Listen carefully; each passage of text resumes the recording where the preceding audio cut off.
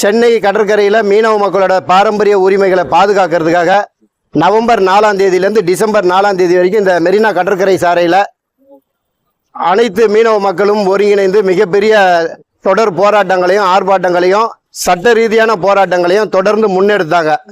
அந்த மாதிரியான போராட்டங்கள் நடந்து கொண்டு இருக்கும்போது உண்ணாவிரத போராட்டத்தில் அன்னம்மாள்னு ஒரு அம்மா உயிரிழக்கிறாங்க. உயர்நீதிமன்றத்தில் இங்கேருந்து ஊர்வலமாக போயிட்டு உயர்நீதிமன்றத்தில் மீனவ மக்கள் நீதி கேட்கறதுக்காக ஒரு போராட்டத்தை நடத்திட்டு மீண்டும் சென்னை கோட்டை வாயிலாக வரும்போது அயோத்திக்குப்பத்தை சார்ந்த தோழர் கோதண்டபாணி அவர்கள் தன்னோட உயிரில் நம்மளோட உடம்புல மண்ணெண்ணெயை ஊற்றிக்கின்னு அவர் தன்னோட உயிரை அங்கே மாய்க்கிறாரு. இந்த மாதிரி போராட்டத்தில் 2 உயிர்களையும் டிசம்பர் 4 அன்னைக்கு காவல்துறையோட துப்பாக்கி சூட்டில் 5 மீனவர்கள் உயிரிழக்கிறாங்க. அந்த வகையில் மொத்தத்தில் 7 மீனவர்கள் உயிரிழந்த பிறகு உச்ச நீதிமன்றம் உத்தரவு கொடுக்குது. இப்போ கட்டுமரம் வலைகள் படகுகள் எல்லாம் எங்க